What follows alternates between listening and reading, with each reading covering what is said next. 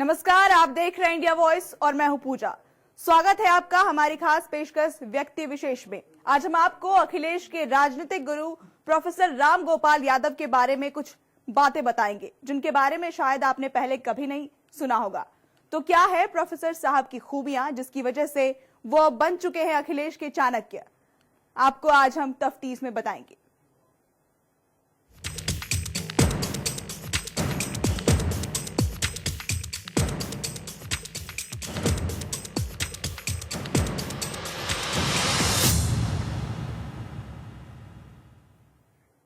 देश के इतिहास में चाणक्य को कौन नहीं जानता। चाणक्य न सिर्फ एक प्रकांड विद्वान थे, बल्कि उन्हें मौर्य साम्राज्य के अभिभावक के तौर पर भी जाना जाता है। उस जमाने में चाणक्य ने ही महान मौर्य सम्राट चंद्रगुप्त मौर्य के सलाहकार के तौर पर काम किया था। चाणक्य ने अपने विवेक और कूटनीतिक समझ का इस्तेमाल कर मौर्य साम्राज्य के विस्तार में अपनी बड़ी भूमिका निभाई थी। कुछ इसी तरह आज की राजनीति में भी एक शख्सियत है जिसे अब चाणक्य का नाम दिया जा रहा है, और वो कोई और नहीं बल्कि अखिलेश यादव के मार्गदर्शक प्रोफेसर राम गोपाल यादव हैं, जिन्होंने हर अच्छे बुरे वक्त में अखिलेश का मार्गदर्शन किया। और आज उन्हीं की कोशिशों का नतीजा है कि अखिलेश यादव अब समाजवादी पार्टी के सर्वेसर्वा बन चुके हैं।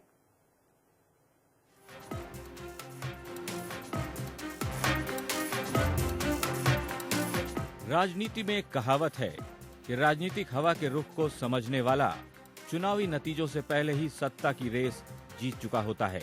इतिहास गवाह है कि हवा के इस रुख को न समझ पाने और इसकी मार झेलने वालों ने हमेशा मुंह की खाई है। पिछले दिनों सपा में छिड़े विवाद के बीच सपा नेता प्रोफेसर राम गोपाल यादव भी कहीं न कहीं हवा के रुख को समझने वालों में से ही एक माने जा रहे हैं। उन्होंने समाजवादी पार्टी के अंदर अखिलेश यादव के पक्ष में हवा के जिस रुख को कई महीने पहले भांप लिया था, उसे 1 जनवरी को पार्टी के राष्ट्रीय अधिवेशन में करीब 90% विधायकों की मौजूदगी में साबित भी कर दिया। और तो और प्रोफेसर राम गोपाल की कोशिशों का ही नतीजा है कि आज अखिलेश यादव समाजवादी पार्टी के सर्वेसर्वा बन चुके हैं। प्रोफेसर राम गोपाल यादव को समाजवादी पार्टी का वैसे चाणक्य कहा और माना जाता है। अभी तक यही धारणा सामने आती रही है, लेकिन समाजवादी पार्टी के सिंबल के मुद्दे पर जिस तरीके से उन्होंने अगुवागिरी की है, उसको देख करके अब लोग उनको अखिलेश यादव का चाणक्य के तौर पर मानने और कहने लगे। प्रोफेसर राम गोपाल यादव स्वभाव से गंभीर और सख्त माने जाते हैं। 1988 में राजनीति में कदम रखने से पहले राम गोपाल यादव इटावा के एक डिग्री कॉलेज में प्रोफेसर थे। उन्होंने पहले भौतिकी और फिर राजनीतिक विज्ञान में स्नातकोत्तर की डिग्री हासिल की और दोनों ही विषयों के प्रोफेसर रहे। आगरा विश्वविद्यालय से उन्होंने पीएचडी भी की। बताया जाता है कि मुलायम सिंह यादव उनकी योग्यता की वजह से ही उन्हें पार्टी में लाए थे। जानकारों के मुताबिक मुलायम सिंह यादव अच्छी तरह से जानते थे कि वो उत्तर प्रदेश की राजनीति को तो अपनी तरह से देख सकते हैं, लेकिन राष्ट्रीय स्तर पर उन्हें एक पढ़े लिखे, अंग्रेजी की समझ रखने वाले विश्वसनीय व्यक्ति की जरूरत है। हमेशा परिवार को तवज्जो देने वाले मुलायम सिंह को इसके लिए अपने चचेरे भाई राम गोपाल यादव से बेहतर दूसरा कोई नजर नहीं आता था। उन्होंने 1992 में समाजवादी पार्टी के गठन के बाद पार्टी का संविधान बनाने से लेकर तमाम तरह का दस्तावेजी और दिल्ली की राजनीति का सारा काम राम गोपाल को सौंप दिया। इसी साल उन्हें पहली बार सपा की ओर से राज्यसभा भी भेजा गया। राम गोपाल यादव को ये सभी जिम्मेदारी सौंपकर मुलायम पूरी तरह निश्चिंत थे। कई मामलों में वो पार्टी के नेताओं से ये तक कहते नजर आते थे कि प्रोफेसर साहब जो कर रहे हैं उन्हें करने दो, वो सब कुछ ठीक ही करेंगे। मुलायम सिंह ने भी ये बात स्वीकार की है कि वक्त वक्त पर वो प्रोफेसर राम गोपाल यादव से सलाह लेते रहते थे, और तो और अपना भाषण कैसे देना है ये भी मुलायम को खुद प्रोफेसर राम गोपाल यादव ही बताते थे। जरूर है कि जब कभी हमें कहीं भी बोलना होता है, चाहे लोकसभा चाहे बाहर, तभी कभी कभी हम कुछ सवालों पर क्या बोलना है तो राय हम राम गोपाल जी से लेते और राय अच्छी दे दी। मेरा भाषण पूरा हो जाता है, अच्छा भाषण माना जाता है, क्योंकि मुझे छिपा नहीं होती है, सच्चाई सच्चाई है। साल 2012 में जब विधानसभा चुनाव में सपा का पूर्ण बहुमत आया तो उस वक्त प्रोफेसर राम गोपाल यादव ही थे जिन्होंने आगे बढ़कर जीत का श्रेय भतीजे अखिलेश को दिया और पार्टी नेताओं की भरी सभा में इस बात का ऐलान कर दिया कि जिसकी वजह से पार्टी को जीत मिली है मुख्यमंत्री भी उसी को बनना चाहिए। फिर क्या था, सारे नेताओं ने रामगोपाल की इस बात का खुले दिल से स्वागत किया और अखिलेश यादव को उत्तर प्रदेश का मुख्यमंत्री बना दिया गया। 2012 में जब उत्तर प्रदेश में चुनाव नतीजे सामने आए, समाजवादी पार्टी पूर्ण बहुमत में उभर करके सामने आ गई। उसी दरमियान उत्तर प्रदेश में मुख्यमंत्री के नाम के लिए उन्होंने अखिलेश यादव का नाम प्रस्तावित किया और अखिलेश यादव को उन्होंने मुख्यमंत्री बनवाने में अहम भूमिका पेश की। उन्होंने नेताजी से साफ तौर पर कहा कि अखिलेश यादव की मेहनत की बदौलत ही समाजवादी पार्टी पहली बार पूर्ण बहुमत में आई है। विरोधी दलों के नेता भी उनके कायल हो गए और तो और खुद राज्यसभा के स्पीकर भी उनके हाव भाव देखकर ये समझ जाते हैं कि अब प्रोफेसर रामगोपाल यादव क्या बोलने वाले हैं। रामगोपाल जी के बारे में 2-3 बातें जो मैंने देखी है, जिसका इशारा महामहिम राष्ट्रपति जी ने किया कि बहुत ही प्रामाणिकता से बोलते हैं, हर चीज पर नहीं बोलते हैं और जो बोलते हैं पूरा सदन सुनता है। एक दिन रामगोपाल जी का भाषण चल रहा था और मैंने इनके पूरे भाषण को बहुत शांति से सुना। पता नहीं उनको याद है कि नहीं, मैं उनके पास गया उनको बधाई देने के लिए और उसके बाद से हमारी उनकी अंतरंगता बढ़ती गई और आज मुझे आप सबों के सामने कहने में जरा भी उचित नहीं है कि हम लोग खूब बात करते हैं, अच्छी बात करते हैं, लंबी बात। क्योंकि मैं जिस विचारधारा से आता हूं, मैं संघ का स्वयंसेवक हूं, भाजपा का कार्यकर्ता हूं, लेकिन हमेशा मुझे यह बताया गया है कि विपक्षियों के भी विचारों का सम्मान करना चाहिए और उनके साथ एक सेतु बनाना चाहिए। ये हमारा एक दृष्टिकोण है। रामगोपाल जी राज्यसभा में मेरे सामने बैठते हैं, शायद 5 गज का फासला हो। आंखें कम मिलती हैं, मगर जब मिलती हैं तो मैं समझ जाता हूं कि कोई बहुत गंभीर बात है। इसलिए कि मैंने पिछले 8 सालों में देखा है,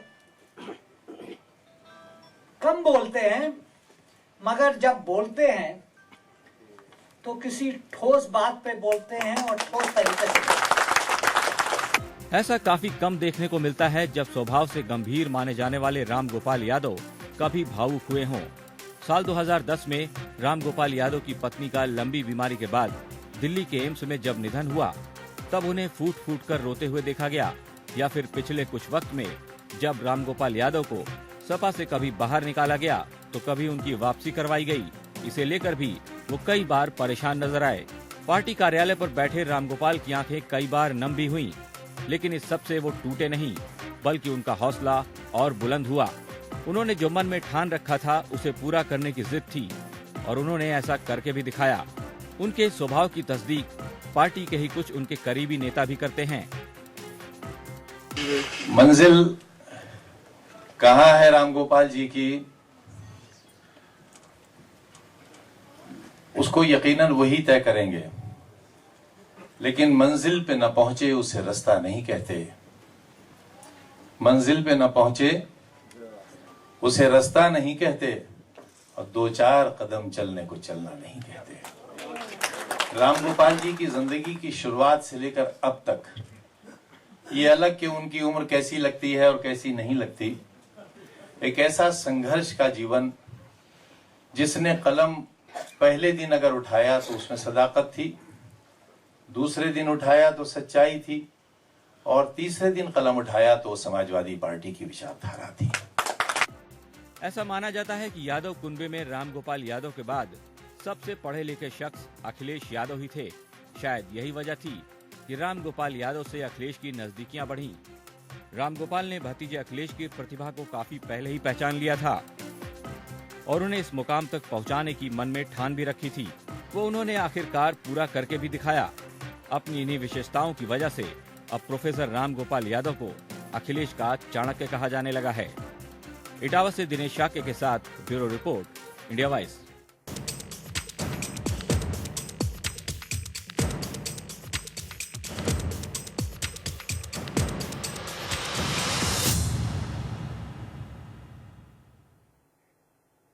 ब्रेक के बाद आपका स्वागत है। समाजवादी पार्टी में सिंबल की लड़ाई में बेटे ने पिता मुलायम से बाजी मारी तो हर तरफ ये चर्चा आम हो गई कि ये जीत मुमकिन न हो पाती अगर अखिलेश के साथ चाचा रामगोपाल यादव कंधे से कंधा मिलाकर न खड़े होते। प्रोफेसर रामगोपाल के जो लोग करीब से जानते हैं उनके मुताबिक उन्होंने कभी कोई ऐसा काम नहीं किया जिससे समाजवादी पार्टी की प्रतिष्ठा पर आंच आई हो। पार्टी को लेकर हमेशा प्रोफेसर साहब का नजरिया सकारात्मक रहा और उन्होंने पूरी ईमानदारी से अपनी भूमिका निभाई।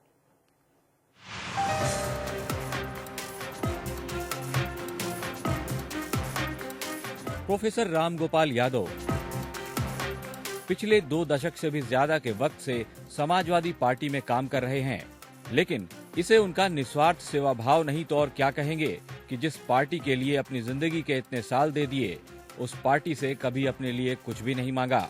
कई बार यूपी में समाजवादी पार्टी की सत्ता रही, लेकिन रामगोपाल ने कभी अपने लिए कोई मंत्री पद नहीं मांगा। हाँ, मुलायम अपनी इच्छा से उन्हें राज्यसभा जरूर भेजते रहे, लेकिन बतौर राज्यसभा सांसद भी प्रोफेसर रामगोपाल ने हमेशा समाजवादी पार्टी के हितों के बारे में ही सोचा। राष्ट्रीय राजनीति में सपा का नेतृत्व कैसे करना है, ये प्रोफेसर साहब बखूबी जानते हैं। प्रदेश की राजनीति से उनका भले ही कोई ज्यादा सरोकार न रहा हो, लेकिन जब भी पार्टी पर संकट आया या फिर किसी भी तरह के मार्गदर्शन की जरूरत पड़ी, तो उन्होंने हमेशा आगे बढ़कर पार्टी के भले के बारे में ही सोचा। समाजवादी पार्टी का थिंक टैंक कहे जाने वाले रामगोपाल जब किसी फैसले पर अपनी सलाह देते थे, तो मुलायम सिंह यादव आंख मूंद कर उन पर पूरा भरोसा करते थे, क्योंकि उन्हें इस बात का विश्वास था कि रामगोपाल यादव से ज्यादा पार्टी के भले के बारे में और कोई सोच नहीं सकता है। प्रोफेसर साहब की ईमानदारी और उनकी खूबियों की चर्चा उनके करीबी भी करते हैं। वो पहले भी पार्टी के चाणक्य थे, नेताजी के पहले भी चाणक्य थे, आज भी हैं और आगे भी रहेंगे। पूरे परिवार के सबसे अच्छे पढ़े लिखे व्यक्ति हैं। उन्होंने हमेशा से पार्टी को आगे बढ़ाने का काम किया है। पार्टी का संविधान लिखने से लेके जब पार्टी को मैनिफेस्टो से लेके हर चुनाव में बनाने का काम किया है। जिस तरह से वो पहले कार्य करता है वैसे ही आगे भी करते रहेंगे और उनके निर्देशन में, उनके संरक्षण में पार्टी आगे चलती रहेगी। उन्होंने पूरे जीवन सोचा है कि समाजवादी पार्टी आगे बढ़े, मेरा परिवार आगे बढ़े। उन्होंने कभी अपने लिए पद की इच्छा नहीं की। कई बार केंद्र में सत्ता में शामिल हुए, उन्हें मंत्री बनाने के लिए भी कहा गया, लेकिन वो कभी मंत्री नहीं बने। उनकी सोच है कि हमारे जो पीछे लोग हैं, हमारे जो परिवार के लोग हैं, हमारे पार्टी के लोग हैं, जो नए लोग हैं, वो आगे बढ़ें। और मैं तो पद पर हूँ, जो पद है इसी में संतुष्ट हूँ और लोगों को चाहते आगे बढ़ें। इसी के तहत उन्होंने माननीय मुख्यमंत्री जी को आगे बढ़ाने का जो काम किया है, इसी के तहत किया है। जो बात कहते हैं वो करते हैं, वो फिर कुछ भी हो जाए अपनी बात से कभी हटते नहीं हैं। जिसके साथ होते हैं उसकी पूरी निष्ठा ईमानदारी से मदद करते हैं। रामगोपाल जी बहुत बड़े राजनीतिज्ञ भी हैं और कूटनीति भी हैं और विद्वान भी हैं, और उनके सामने और लोग अगर कोई समझे कि हम चाणक्य बहुत थोड़ी होते, चाणक्य तो एक आदि होता है जो रामगोपाल जी है। सख्त केवल ईमानदारी के लिए है। ईमानदारी के चक्कर में वो अगर उनसे कोई गलत काम कराना चाहता है या गलत बात करना चाहता है, नहीं स्वीकार करेंगे। ईमानदार आदमी बहुत पसंद करेंगे, न्याय संगत आदमी बहुत पसंद करेंगे, धर्म के हमेशा साथ रहते हैं। इस बात से कतई इनकार नहीं किया जा सकता कि प्रोफेसर रामगोपाल यादव के त्याग का ही नतीजा है कि आज समाजवादी पार्टी ऐसे मुकाम पर पहुंच गई है जहां पहुंचने में उसे अभी कई और साल लग जाते अगर प्रोफेसर साहब का साथ न होता। पिछले काफी वक्त से सपा में जिस तरह से वर्चस्व की लड़ाई हो रही थी, उसमें रामगोपाल यादव ने कई बार हस्तक्षेप किया, इस बात की पूरी कोशिश की कि बात आगे न बढ़ने पाए और परिवार का झगड़ा परिवार के लोग ही सुलझा लें। लेकिन जब परिवार के झगड़े में बाहरियों ने फायदा उठाने की कोशिश की, तो ये बात प्रोफेसर रामगोपाल को अच्छी नहीं लगी और उन्होंने ठान लिया कि अब तो पार्टी को बचाना ही है, फिर चाहे उसके लिए कोई भी कुर्बानी क्यों न देनी पड़े। प्रोफेसर रामगोपाल ने भतीजे अखिलेश को जीत दिलवाने के लिए कमर कस ली थी। वो हर मोड़ पर अखिलेश के साथ खड़े थे। अखिलेश के हर फैसले और हर अच्छे बुरे वक्त में सिर्फ रामगोपाल यादव ही साथ खड़े नजर आए। पार्टी में एक वक्त ऐसा भी आया जब अखिलेश अपनों में ही अकेले पड़ गए। उस वक्त भी रामगोपाल ने हिम्मत नहीं हारी, क्योंकि उन्हें यह मालूम था कि समाजवादी पार्टी का भविष्य भी अखिलेश है और पार्टी के असली वारिस भी वही हैं। सबसे बड़ा त्याग अगर किसी का है, सबसे बड़ी तपस्या किसी की है, तो आदरणीय प्रोफेसर साहब की है। उन्होंने, आप देखिए, पूरे राजनीतिक जीवन में कभी किसी पद के लिए कोई काम नहीं किया, नेताजी को स्थापित करने के लिए, समाजवादी पार्टी को स्थापित करने के लिए। और जब उनको लगा कि अब उनकी और नेताजी की और पहली पंक्ति के जो नेता हैं उनकी उम्र कुछ ज्यादा हो रही है, तो उन्होंने नई समाजवादी पार्टी खड़ी करने के लिए माननीय अखिलेश यादव को आगे लाए, पूरी ताकत से मुख्यमंत्री बनाया। और जब पुनः एक तरह से उन्होंने कहा था कि धर्म युद्ध है, ये धर्म युद्ध में अपनी पूरे राजनीतिक जीवन को समर्पित करते हुए अपने बेटे की पूरी राजनीति को सुहा करके उन्होंने अखिलेश यादव को पुनः स्थापित किया और पूरे देश को ये दिखाया कि वही असली रूप में समाजवादी पार्टी की रीढ़ है, वही समाजवादी पार्टी को फलता फूलता देखना चाहते थे। माननीय प्रोफेसर साहब हमेशा अनुशासन प्रिय रहे और उन्होंने हमेशा समाजवादी पार्टी का संविधान बनाने से लेकर हमेशा जितने भी कार्यकर्ता समाजवादी पार्टी से जुड़े हुए थे सभी को अनुशासन में रखते हुए समाजवादी पार्टी की नींव रखी।